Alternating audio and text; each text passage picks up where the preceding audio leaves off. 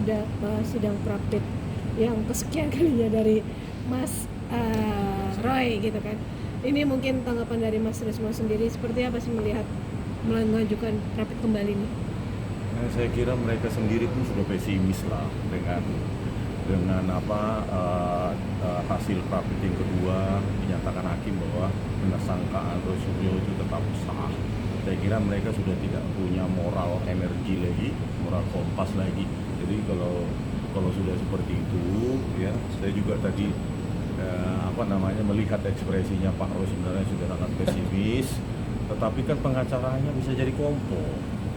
Ya, saya justru kasihan pada Pak Roy Suryo ya, di situasi sulit seperti itu.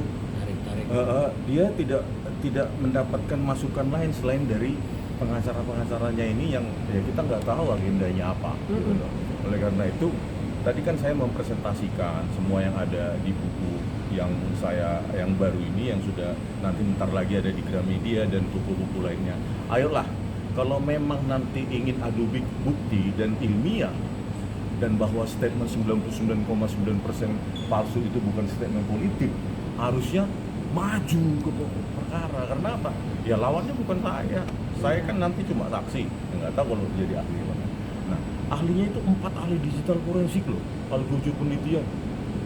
Nah, oleh karena itu ya selalu sebagai sahabat Pak Roy Suryo sebenarnya, udahlah tobat aja Pak Roy Suryo, berubah, minta maaf, itu aja sih. Dari berapa kali saya podcast juga, ya justru saya kasihan melihat Pak Roy Suryo karena pasti kalah. Kenapa? Ya bayangkan nanti 26 ahli, dan kalau Pak Roy Suryo tidak membackup dengan ahli digital forensik juga yang membela dia, maka ahli digital forensik dari kejaksaan lah yang akan dikutip atau yang menjadi acuan oleh hakim untuk meningkatkan keyakinan hakim dalam memutuskan perkara ini. Nah, ini kan bisa dibilang kemarin pra-pit kemarin yang kedua kan sudah ditolak, sudah ditolak perihal tentang status tersangkanya Mas Roy ya kalau tidak salah. Nah, mungkin Pak Jawada nih selagi kuasa hukum dari Mas Rismon, nanggapnya gimana sih Pak? Oke, aku jawab dulu tentang rencana mereka pra-pit objek ganti rugi dan rehabilitasi ya. Oke, KUHP memang memperkenankan itu.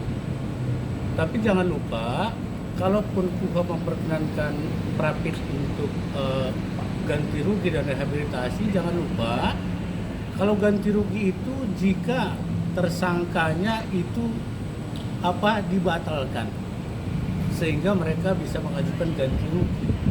Jadi sebenarnya nggak konten. Menurut saya sih udah pasti kalah lah kalau pra-pit ganti rugi dan rehabilitasi. Kedua, rehabilitasi artinya apa? Jika nanti di akhir persidangan, katakanlah tersangka atau Roy Suryo ini itu mendapatkan onslah dan prisprak, akhirnya dia boleh direhabilitasi hak-hak dia selama ini. Jadi menurut saya sih ini aneh ya. Menurut saya penasihat hukumnya juga seperti kata Rismon tadi mengkompori. Ya menurut saya tidak pada dasar hukumnya. Mereka tahu itu. KUHP terbuka kok. Terbuka banget itu. Apa sih syaratnya untuk pra-pit ganti rugi dan rehabilitasi? Dulu ada kasus yang terbesar di Kalimantan. Itu rehabilitasi gitu. Sesudah sekian tahun bahkan masuk penjara. Akhirnya ternyata ada orang baru gitu loh. Kita nggak usah sebut kasusnya ya, tapi kasus ini sudah terkenal di Indonesia. Nah, kembali ke pra-pit mereka ini, udah jelas lah. Memang betul boleh itu. KUHP tidak melarang dengan objek ganti rugi dan rehabilitasi. Tapi jangan lupa statusnya Roy sekarang tersangka loh. Karena kemarin pra-pitnya kedua itu ditolak secara keseluruhan permohonan dia untuk mengembalikan dari tersangka menjadi biasa gitu. Terus siapa yang mau diganti rugi? Kalau semua nanti hukum melakukan seperti itu, semua orang yang ditahan-tahan ini akan ganti rugi. Berapa ribu seluruh Indonesia gitu. Jadi sekali lagi ya, ini menurut saya udah break law ya, artinya udah mematahkan hukum lah. Jadi saya bertanya kepada kuasa hukumnya ini, ada dokter, ada apa segala macam gitu.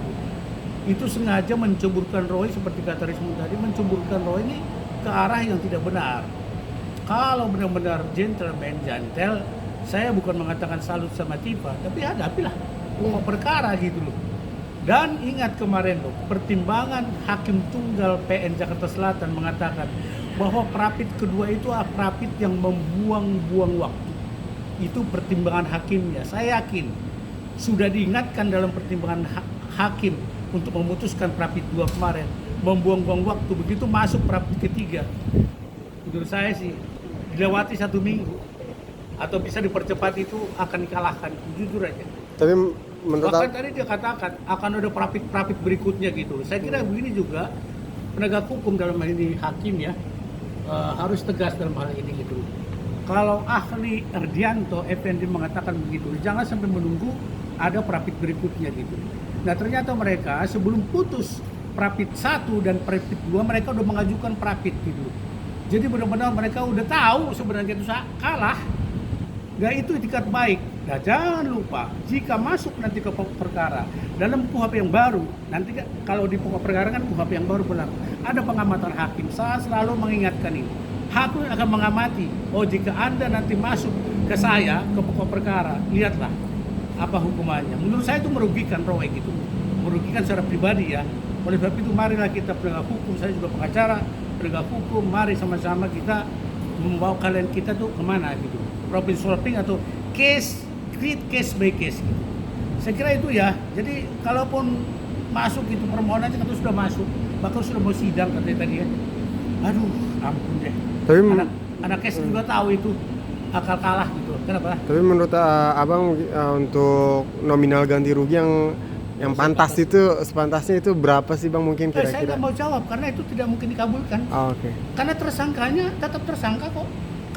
Kan ditolak itu permohonan prapitnya itu tersangka. Kecuali kalau tersangkanya kemarin dikabulkan, nah ganti rugi itu. Yang pertama prapit pertama kan Prapit dikabulkan. pertama juga kan bukannya dikabulkan seluruhnya, dikabulkan sebagian kok.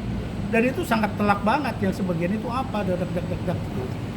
Contoh masalah, ya kita nggak usah orang lagi prapit 1 kan, pokoknya sebagian, kecuali kalau total.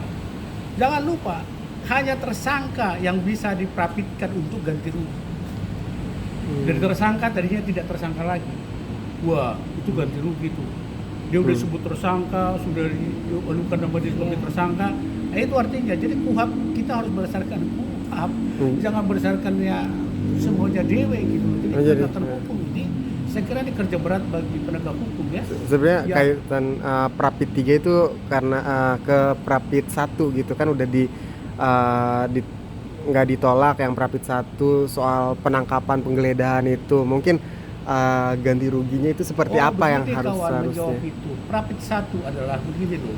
Prapit 1 tentang penangkapan kan resmi. Ya.